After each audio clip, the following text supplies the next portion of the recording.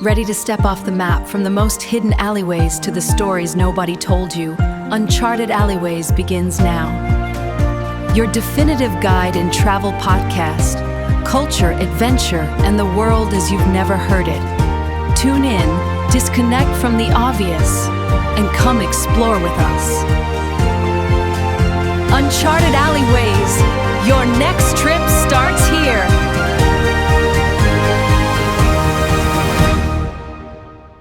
So picture this. You're walking down a really busy street in an unfamiliar neighborhood, right? Okay, yeah. And suddenly, the little blue dot on your phone's GPS just freezes. It grayed out. The worst. It starts jumping wildly, like 3 blocks away from where you actually are. Yeah. What is the immediate physical sensation you feel in your body? Oh, it's a spike of genuine panic. Right. I mean, absolutely. Right. Because for most of us, we are just so fiercely conditioned to optimize every single step we take. Mm-hmm. We want the fastest route, the absolute minimum friction, and just, total spatial dominance over our environment. So the idea of not knowing exactly where we are or how long it'll take to get somewhere, it feels like a modern crisis. It absolutely does. We treat urban navigation like it's this algorithmic problem to be solved rather than, an environment to actually experience. Efficiency has just become our default state of being. Which is exactly why today's deep dive is going to completely shatter that mindset. Today, we're unpacking a really rich, super evocative travelogue source, and it's titled Venice, The Art of Getting Lost in the Floating City. It's such a great text. It really is.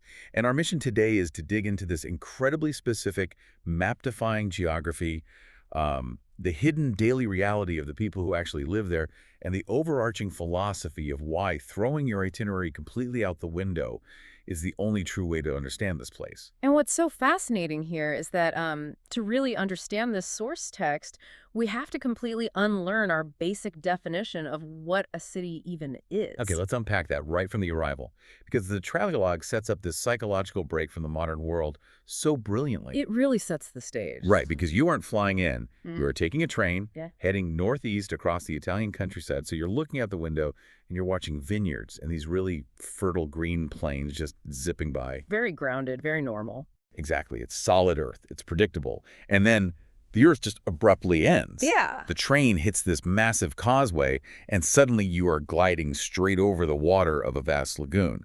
The mainland is just entirely in your rearview mirror. And that physical separation is crucial. If we connect this to the bigger picture of human history, practically every major metropolis we've ever built rises beside water, right? Right, like London has the Thames. Exactly. New York has the Hudson, Paris has the Seine. We build next to water to exploit it, usually for trade or agriculture. Makes sense. But Venice is an entirely different ecosystem. It exists within the water. I mean, it's a city constructed on more than 100 scattered islands. Which is wild to even think about. It is. And when an urban environment is entirely dictated by the water it sits in, rather than just, sitting comfortably next to it, it fundamentally alters the DNA of human behavior. The whole rhythm of daily life has to shift from the ground up. And you feel that jarring shift the very second you step off the train at Santa Lucia railway station. Oh, absolutely. Because in literally any other major city, stepping out of a transit hub offers this gradual immersion. You get a massive buffer zone. You walk out to a sprawling taxi rank or a bus depot, maybe a multi-lane boulevard leading downtown. Right. There is usually this transitional infrastructure, and it's designed to process you from the station into the city proper. But stepping out of Santa Lucia, Yeah. there is absolutely zero slow reveal. None. You walk through those doors and you are instantly hit with the Grand Canal. It is this abrupt, almost aggressive transition. Like you walk out your front door on the mainland and you just step out onto another planet. It really is a shock to the system. Yeah. You have these elegant centuries-old buildings rising straight out of the choppy water, stone bridges linking the shimmering canals, and the most striking detail, 0 cars. None. No traffic lights, no buses. A mechanical roar of engines that completely defines our modern cities is just replaced by the sound of water slapping against wooden hulls. It's a total sensory reset. And the Grand Canal isn't just a pretty waterway. It functions as the city's main street.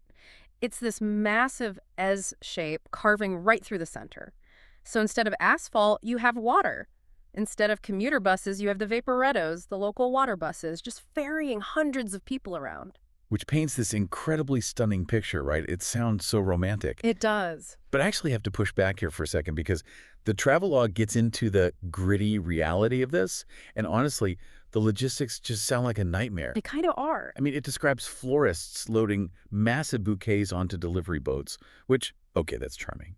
But then it talks about ambulances traveling by canal. It talks about garbage collection happening on barges and postal workers delivering the mail across the water. Yeah, everything is on the water. Wait a minute, though. An ambulance as a boat. Think about what happens when you need an ambulance in your own city. The siren wails, traffic parts, the vehicle speeds to your door. How on earth does an emergency medical response work when your street is a narrow canal totally jammed with gondolas and delivery boats? I mean, is this actually practical, or are the locals just suffering for the sake of preserving history?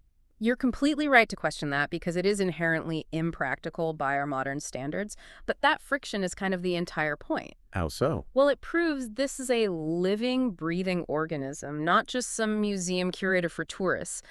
Think about the sheer physical mechanics involved here.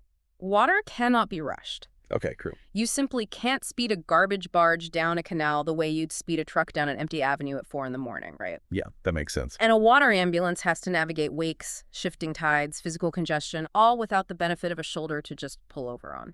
So every single aspect of survival requires this immense deliberate effort. Precisely. Every crate of fresh produce for a local restaurant, every piece of mail, every piece of furniture being moved into an apartment, it all requires manual, physical, human effort to navigate that watery terrain. You can't cheat the system. No, there's no bypassing the environment. You can't just pave over it to make things faster.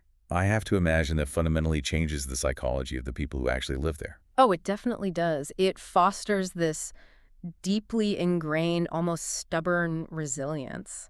I mean, when you raise a family or celebrate a birthday or just go grocery shopping in an environment where everything must move by water, you become tied to the rhythm of the tide, not the ticking of a clock. Wow. You're constantly in negotiation with the elements. You just have to accept that things take the time they take. Which is the exact opposite of the modern visitor's mindset. Right. We arrive expecting to just impose our speed onto the city. And the city completely refuses to let you do that. So, as a visitor, you hop onto one of those vaporetto water buses, you ride that giant S-curve of the Grand Canal, and the travelogue actually takes us from this bustling, chaotic main artery to the absolute historic focal point of the city, which is the Rialto Bridge. The ultimate convergence point.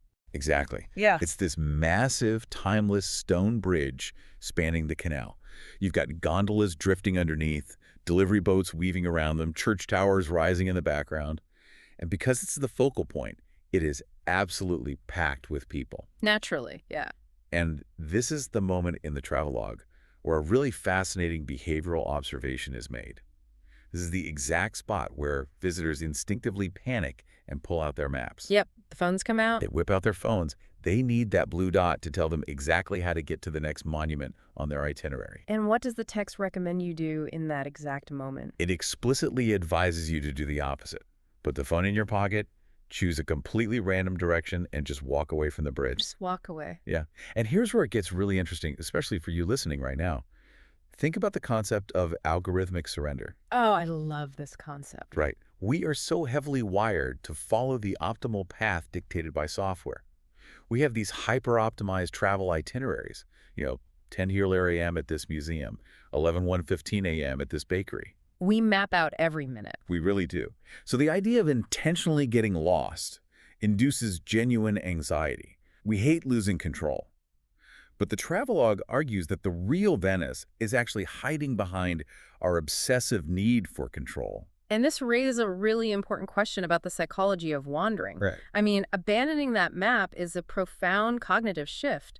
When you follow a GPS, you are entirely focused on the destination. You're not even looking around. Exactly. The city itself just becomes an obstacle course, It's just a blurry background standing between you and the next famous site. You aren't seeing the city, you're just seeing the route. You're just connecting the dots. Right. But Venice's geography, this chaotic labyrinth of backstreets, the dead ends, the narrow, winding alleys, it functions as a massive natural filter. I really want to dig into that concept of the filter. How exactly does that work in practice? Think of it acoustically and physically.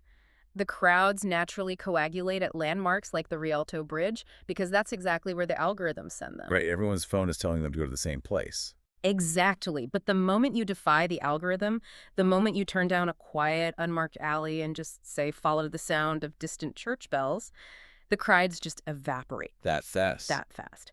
The travelogue paints this incredibly vivid picture of the immediate rewards of that surrender. You find these dead, quiet alleys, you cross tiny arch bridges with no names, you see laundry strung up on lines between ancient brick buildings.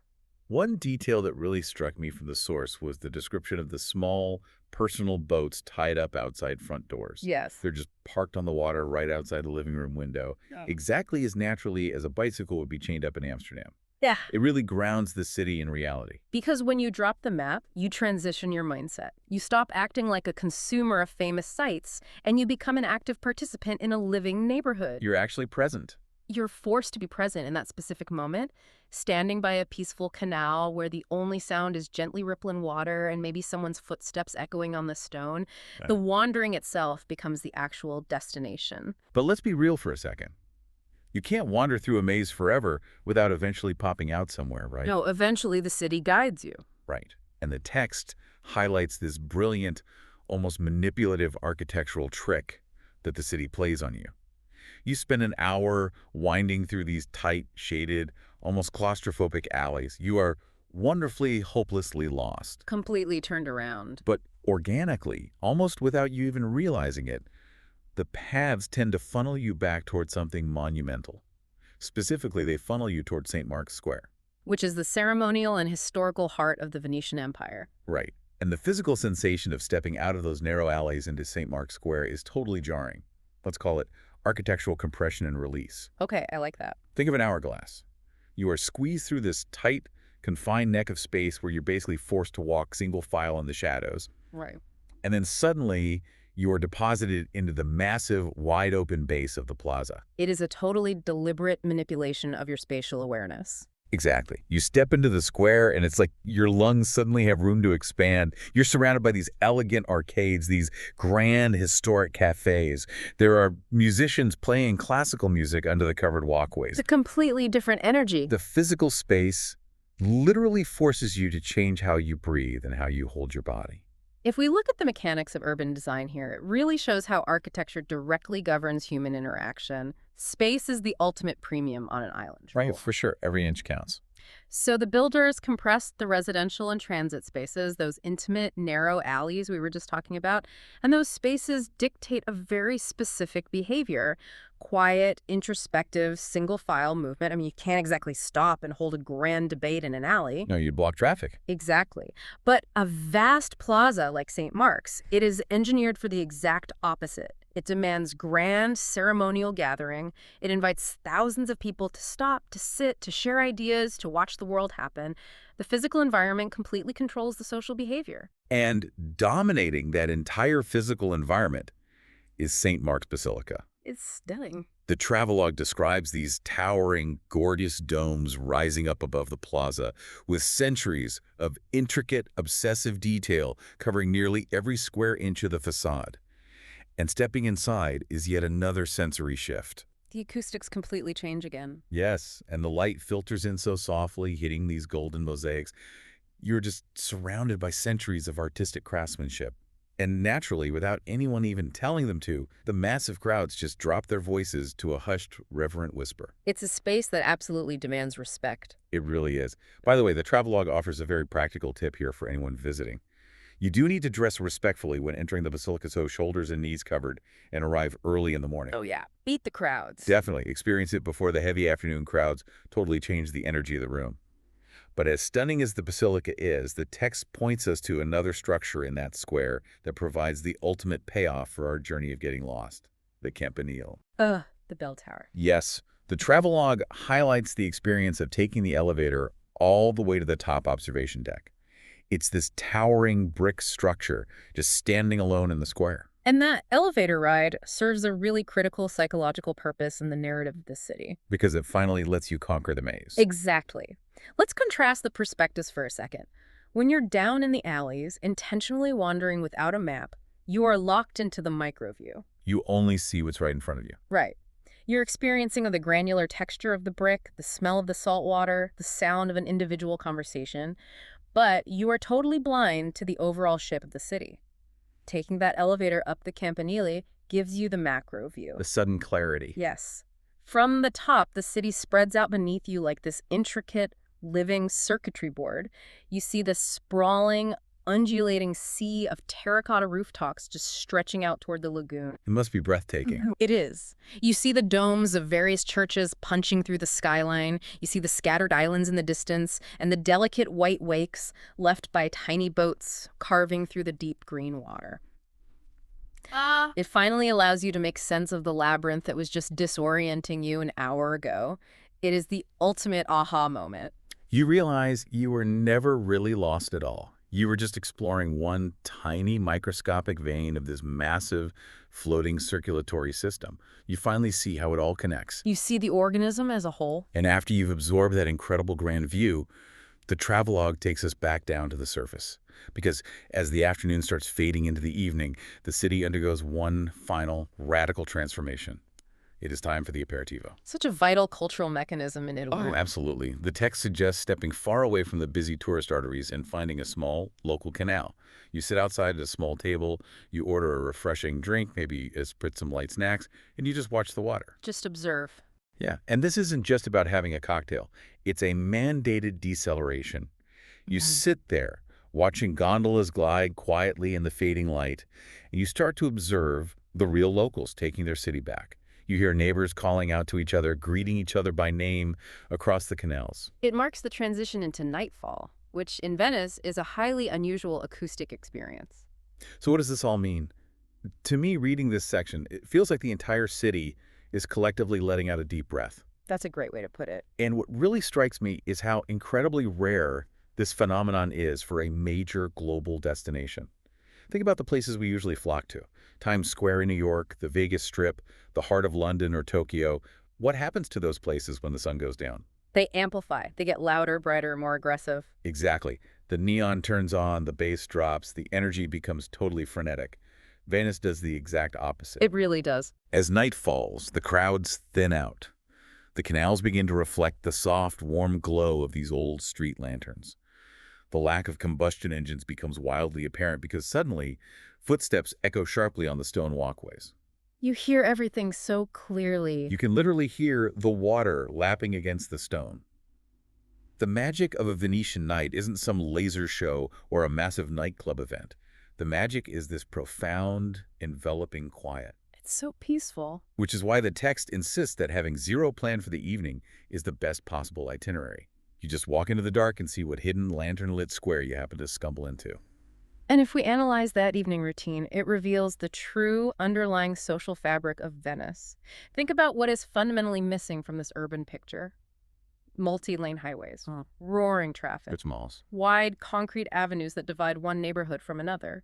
Because of its intense physical constraints, the geography of the city literally forces intimacy. It engineers community. It absolutely does. In a modern city, cars and noise isolate us from our physical neighbors. I mean, we roll our windows up, we blast the AC, and we lock our doors. We exist in these little bubbles. We really do. But here, if you are sitting by a canal enjoying your aperitivo, and your neighbor is sitting across the water, there is no roar of a 4-lane road drowning you out. You literally hear their conversation drifting across the gentle water. Wow. The physical environment demands connection. The water doesn't separate the people. It actually serves as the acoustic and physical medium that ties them together.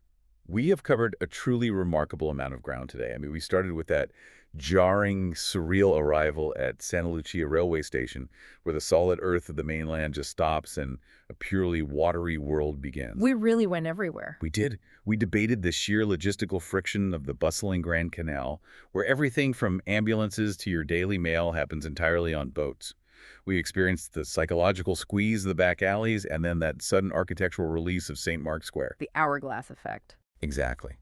We found our macro perspective high up in the Campanile, finally understanding the shape of the maze. And ultimately, we settled into a quiet, lantern-lit alleyway at night, listening to a city without engines collectively exhale. It is a powerful journey. It takes you from total disorientation to profound connection. And it achieves that entirely by demanding that you let go of control. And I think that's the ultimate takeaway here for you listening right now. Even if you aren't hopping on a train across the Italian lagoon tomorrow, this deep dive offers a vital, completely applicable lesson for your own life. Absolutely. It is a powerful reminder of the sheer value of ditching the itinerary, of silencing that demanding blue dot in your pocket and allowing yourself to actually be present in your physical environment. Just look up from the screen. Yeah, to let genuine curiosity lead you instead of a predictive algorithm. Which leaves us with a final lingering question to ponder. Venice is a city built centuries ago, balancing precariously on wooden pilings and salt water. It is deeply impractical. Super impractical. Yet its very physical constraints, the absolute lack of roads, the friction of the water, the winding, confusing alleys, they naturally create mindfulness, serendipity, and a deeply connected community. Yeah. So if a flawed, sinking, map-defying city manages to engineer such a magical, intimate human experience, what exactly are we losing in our modern, grid-planned, hyper-efficient cities where we never, ever give ourselves the opportunity to get wonderfully lost? That is such a great point. Next time you are walking in your own city and you see that little blue dot telling you exactly the fastest way to get home, maybe try taking a deliberate wrong turn. Silence the phone. Follow a sound instead of a screen. You never know what's waiting around the next corner.